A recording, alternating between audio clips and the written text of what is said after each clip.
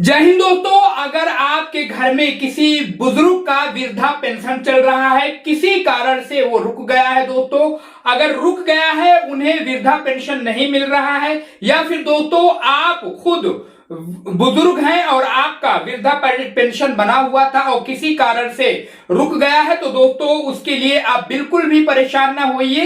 हम आपके लिए एक बिल्कुल ऐसा सटीक वीडियो लेकर आए हैं जिसमें आपको पूरी तरीके से ये बताने की कोशिश करेंगे कि आखिर अगर आपका वृद्धा पेंशन रुक गया है तो आप क्या क्या कर सकते हैं, कहां कहां जांच कर सकते हैं, किन किन अधिकारियों से मिलकर जो है उसको दोबारा से फिर से अपना पेंशन चालू करवा सकते हैं। दोस्तों कई फैक्ट हैं, अगर इस वीडियो को आप देख लेंगे तो वास्तव में आपको यकीन दिलाता हूं कि आपको बिल्कुल भी भटकने की और परेशान होने की जरूरत नहीं है। आपका जो काम रुका हुआ है तुरंत वो चालू हो जाएगा। तो आइए ज्यादा देर न करके इस वीडियो की तरफ चलते हैं और इस नॉलेज फुल जानकारी को आप तक शेयर करते हैं। आप भी इस वीडियो को जरूरतमंद लोगों तक जरूर पहुंचाइए।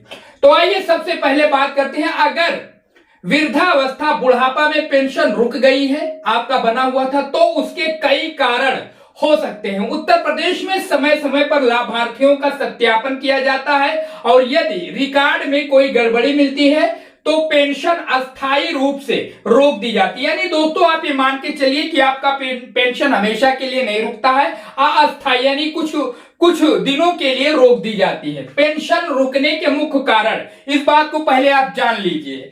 जी हाँ दोस्तों, किन किन वजहों से आपका पेंशन रुक सकता है, अगर ये चीज आपको पता चल गई तो दोस्तों आप डेफिनेटली बिल्कुल ये जान जाएंगे कि हमारा क्या कारण हो सकता है। पहला नंबर, आधार सत्यापन, आधार वेरिफिकेशन पूरा ना होना। उसके अलावा आधार नंबर गलत दर्ज होना, आधार बैंक खाते से लिंक ना होना, ई-केवाईसी या आधार प्रमाणीकरण लंबित होना, बैंक खाते की समस्या, बैंक खाता बंद हो जाना, खाते में नाम, आधार या अन्य जानकारी का मिलना, ना मिलान होना, उसके अलावा डीबीटी यानी उसके असफल होना। जी हाँ, उसके अलावा कुछ और चीजें हैं जिसके बारे में इस वीडियो में हम आपको बिल्कुल बताने वाले हैं।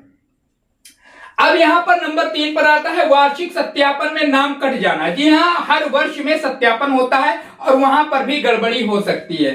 सरकार समय समय पर लाभार्थियों का भौतिक एवं दस्तावेजी सत्यापन कराती है। सत्यापन में पात्रता न मिलने पर पेंशन रोक दी जाती है।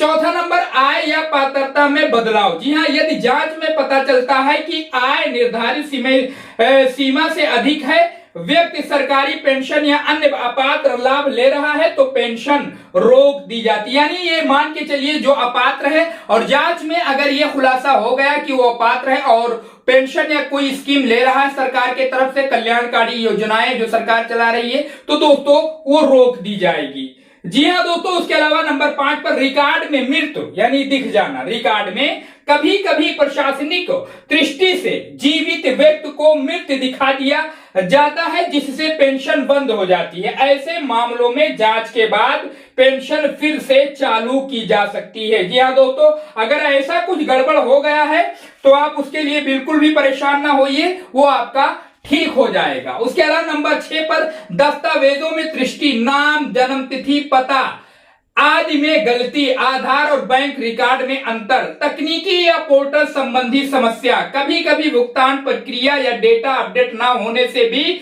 भुगतान रुक जाता है। पेंशन दोबारा चालू कैसे कराएं? जी हाँ, अब दोस्तों ये आपके लिए बड़ा पॉइंट है। पहला कदम, पेंशन की स्थिति जांचें। जी हाँ दोस्तों, पहला कदम आप पेंशन की स्थिति जांचें। पहला कदम, पेंशन की स्थिति जांचें। उत्तर प्रदेश की आधिकारिक pension website SSPY UP government, इन पर जाकर यहां पर आप चेक कर सकते हैं, चेक करवा सकते हैं, कहीं पर भी ये चेक हो सकता है। कहां जाएं? पेंशन स्टेटस देखें, उसके अलावा पेमेंट स्टेटस देखें, आवेदन संख्या या पंजीकरण संख्या से भी आप जानकारी प्राप्त कर सकते हैं, निकाल सकते हैं। दूसरा कदम यह हो सकता है दोस्तों, ग्राम पंचायत नगर निकाय से संपर्क करें। जी हाँ, यदि गांव में रहते हैं तो ग्राम पंचायत सचिव, ग्राम विकास अधिकारी, VDO, उसके अलावा लेखपाल से भी आप संपर्क कर सकते हैं। उसके अलावा चौथा कदम ये उठा सकते हैं आप, आधार और बैंक की जांच कराएं।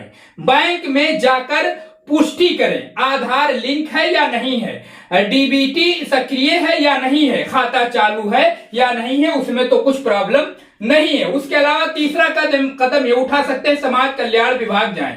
यहाँ वृद्धावस्था पेंशन का संचालन होता है। सोशल वेलफेयर यूपी गवर्नमेंट यहाँ पर इस वेबसाइट पर भी आप जा सकते हैं। दस्तावेज साथ ले जाएं, Aadhaar card, bank passbook, photo, mobile number, pension ID, registration number, ration card यदि आपके पास उपलब्ध हो तो। उसके अलावा पांचवा कदम ये उठा सकते हैं, पुण्य सत्यापन, रीवेरिफिकेशन। जी हाँ दोस्तों, आप इन पॉइंटों को बिल्कुल मिस मत करिएगा, नोट करते रहिए। यदि सत्यापन के कारण पेंशन रुकी है, समाज कल्याण कार्यालय में आवेदन दें, आवश्यक दस्तावेज जमा करें, जांच पूरी होने पर पेंशन पुनः शुरू की जा सकती है। उसके अलावा दोस्तों, यदि कई महीने से पेंशन रुकी है तो क्या बकाया पैसा मिलेगा? जी हां दोस्तों, ये भी आप नोट कर लीजिए और जान लीजिए। जी हां दोस्तों, यदि कई महीने से पेंशन रुकी है तो बकाया पैसा मिलेगा यदि जांच में यह साबित हो जाता है। अगर आपका कई महीने से पेंशन रुका हुआ है किसी कारण से, जो भी मैंने फैक्ट बताए हैं, और किसी कारण से आप इस बात को नोट करिए कि आप लीगल हो, आप गलत तरीके से अपात्रता के हिसाब से पैसा या पेंशन या कोई भी सरकारी योजनाओं का लाभ गलत तरीके से न ले। अगर आप सत्य पर काम करेंगे, सच्चाई होगी, तो दोस्तों इस पर बताया गया है। यदि जांच में यह साबित हो जाए कि आप पात्र थे और केवल तकनीकी या रिकॉर्ड की गलती के कारण पेंशन रुकी थी, तो कई मामलों में रुकी ही कुछ किस्तें भी जारी की जा सकती हैं। उसके अलावा ये विभागीय जांच और आदेश पर निर्भर करता है। जी हां दोस्तों, तो आपने देखा और पूरी तरीके से हमने जो भी फैक्ट बताए हैं इसमें और जो भी चीजें बताई हैं, कहां कहां आप जाकर चेक कर सकते हैं और अपना जो है बैंक खाता आधार लिंक है या नहीं है। कभी कभी ये भी होता है दोस्तों कि जो है सरकारी अधिकारियों की कुछ छोटी सी माइनर गलती की वजह से आपका पेंशन रुक जाता है या आपके घर के बुजुर्ग का पेंशन रुक जाता है, तो दोस्तों उसके लिए परेशान होने की बिल्कुल जरूरत नहीं है। आप जो है स्थिरता के साथ, शांति के साथ जांच करिए कि आखिर कहां क्या मिस्टेक हुआ है। उसके बाद में आप अधिकारियों से संपर्क करिए।